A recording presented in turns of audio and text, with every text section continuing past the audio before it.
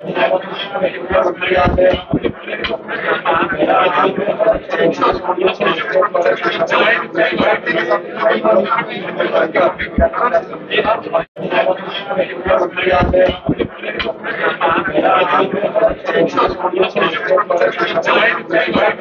बार धार्मिक त्योहार वो भी 15 दिनों में काफी आ रहे हैं। 21 तारीख को पहला नवरात्रा शुरू है, 2 अक्टूबर को दशहरे का दिन है। तो इन कार्यक्रमों में भी ज्यादातर लोग भाग लें। और जहां तक हमारा अपना विभाग है अर्बन डेवलपमेंट का, उसमें विशेष अभियान स्वच्छता पर रहेगा। 17 सितंबर से 2 अक्टूबर तक देश भर में स्वच्छता ही सेवा इस नाम से अभियान चलाया जाएगा। और इसके अंतर्गत जितने भी छोटे बड़े ऐसे जो चिन्हित स्थान हैं उनकी सफाई, कुछ स्थान तो नेता भी अपने जिम्मे लेकर चलेंगे कि उनके ऊपर सफाई का अभियान अभी शुरू हो और शॉर्टेस्ट टाइम में, कम से कम समय में अभियान को पूरा किया जाए। ऐसे कार्यक्रम आज बनाए हुए प्रदेश लेकर 2 अक्टूबर ये एक पखवाड़ा 15 दिन का समय देश भर में विशेष रूप से भारतीय जनता पार्टी की ओर से मनाया जा रहा है। जैसा हमको मालूम है हमको कि 17 सितंबर को अपने देश के प्रधानमंत्री श्री नरेंद्र मोदी जी का जन्मदिन है। 2 अक्टूबर को महात्मा गांधी जी और श्री लाल बहादुर शास्त्री जी उनका जन्मदिन है। बीच में 25 सितंबर को पंडित दीनदयाल उपाध्याय जी का भी जन्मदिन आता है। हर वर्ष की भांति इस बार भी इस 15 दिन के पखवाड़े को एक सेवा पखवाड़े के नाम से मनाया जा रहा है। बहुत प्रकार के कार्यक्रम फील्ड में कराए जाएंगे। कुछ जिला स्तर पर होंगे, कोई विधानसभा स्तर पर होंगे, कहीं जाकर के नीचे गांव स्तर तक भी कार्यक्रम जाएंगे। उसकी सारी एक विस्तृत बैठक सभी हमारे विधायक, पार्टी के पदाधिकारी इनके साथ बैठ करके योजना बनी है। कुछ योजनाएं पहले बना ली हैं, कुछ आज बारीकी से उसको विचार किया गया, कुछ आगे भी, क्योंकि 15 दिन का पखवाड़ा है। लगभग 17 तरह के कार्यक्रम अलग अलग प्रकार से किए जाएंगे, जिसके अंदर ब्लड डोनेशन कैंप है, एक पेड़ माँ के नाम इसका है।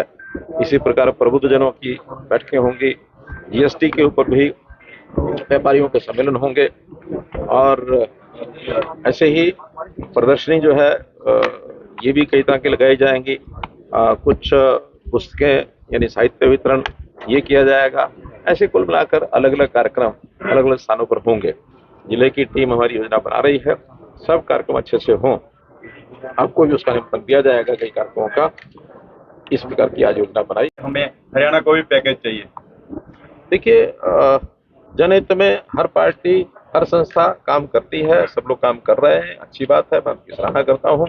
और जहां तक देश भर के अंदर अलग अलग प्रांतों में बाढ़ जो आई है, उसके अंदर बहुत ज्यादा जो प्रभावित प्रदेश है उसका स्वयं दौरा कहीं प्रधानमंत्री जी ने किया है, कहीं होम मिनिस्टर ने किया है, जम्मू कश्मीर, पंजाब, हिमाचल और इन सब स्थानों पर दौरा करके आए हैं। बाढ़ का नुकसान हरियाणा में भी हुआ है, लेकिन उन प्रदेशों की तुलना में उतना नहीं है।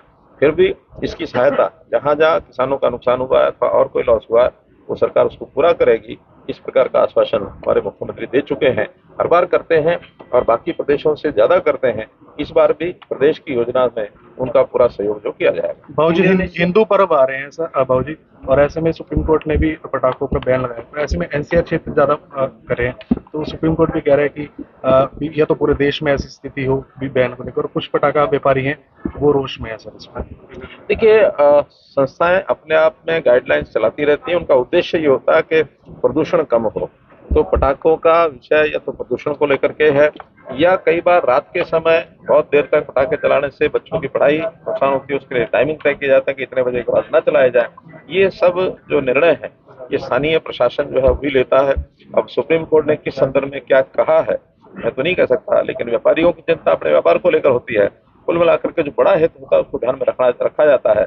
बड़े हित के लिए एक कहावत है कि बड़े हित के लिए छोटे हित का भी त्याग करना पड़ता है। प्रधानमंत्री आवास योजना की दूसरी किस्त नहीं डली सर, काफी लेट हो। ये अलग अलग प्रदेशों में अलग अलग विषय होते हैं। जो प्रदेशों को जितने काम उन्हें पूरे करने होते हैं वो पूरे करके पहले वाली किस्त का यूटिलाइजेशन सर्टिफिकेट जाता है तो दूसरी किस्त जारी होती है। अब किस प्रदेश की क्या स्थिति है इसकी जानकारी यहाँ तो मैं नहीं दे सकता आपको, लेकिन अलग अलग प्रदेशों की अलग अलग स्थिति है।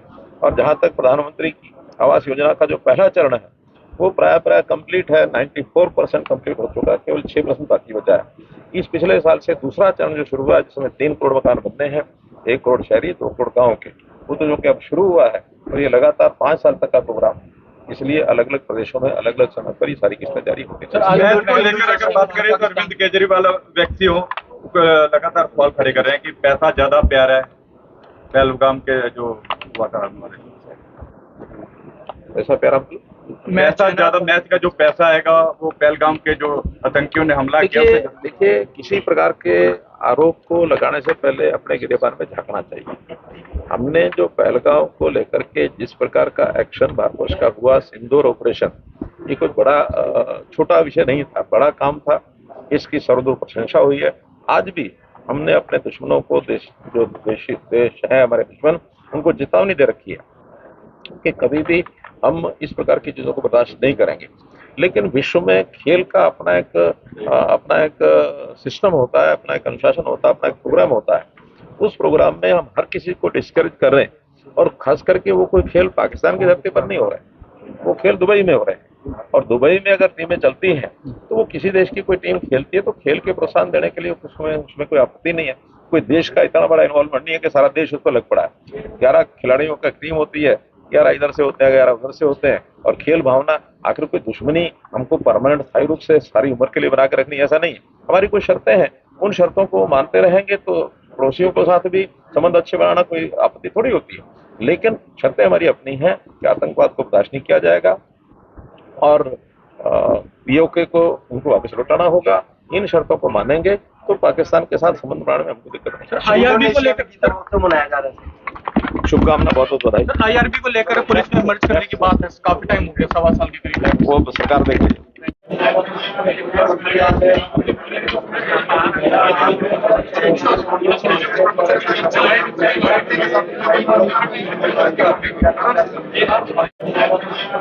Gracias.